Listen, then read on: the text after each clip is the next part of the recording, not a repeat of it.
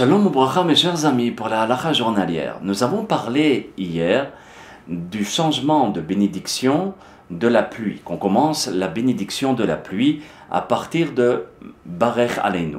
Donc on le commence le 7 Cheshvan, le 7 du mois de Cheshvan, qui correspond au jeudi 3 novembre, dans la nuit, ça veut dire dans la prière de Harvit, en Israël. À l'extérieur d'Israël, c'est dans la nuit du 4 au 5 décembre qu'on commence à changer la prière de Barech Aleinu. Maintenant, malheureusement, si une personne, il a oublié, il a dit Barech Aleinu, et il a complètement oublié. Tant qu'il est dans Barech Aleinu et qu'il n'a pas conclu la bénédiction, il reprend au début de Barech Aleinu et il continue sa Hamida. Maintenant, s'il a dit, toujours dans Barech Aleinu, Baruch Ata Hashem, il a dit le nom de Dieu. Et dire le nom de Dieu, c'est important.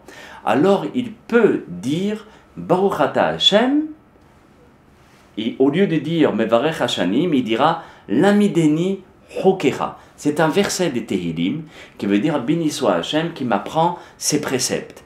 Et automatiquement, sa bénédiction n'est pas en vain. C'est comme s'il disait une phrase de Tehillim.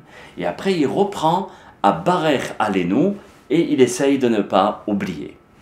Maintenant, si une personne a conclu la bénédiction de Mevarech Hashanim, mais il n'a pas dit, il a dit Baruch Ata Hashem, Mevarech Hashanim. Mais il n'a pas commencé la bénédiction qui vient juste après, qui est Teka Beshofar. D'accord? Il n'a pas commencé. Entre les deux, on insère Mevarech Hashanim. D'accord? Et il dira Veten Tal Umatar Livracha. Juste entre les deux. Maintenant, s'il a complètement oublié le Vetentan le Matar, il a continué sa bénédiction. Alors il continue jusqu'à la bénédiction de Shema Kolenu. Et là-bas, avant de dire qu'Ata Shomea Tifilat Kolpe, il dit Vetentan le Matar Livracha. Et il continue la Hamida normalement. L'aphorisme du jour, c'est ne jugeons pas une personne par rapport à sa famille. Si par exemple la personne, elle est une très grande famille, on dit de quelle famille vous êtes?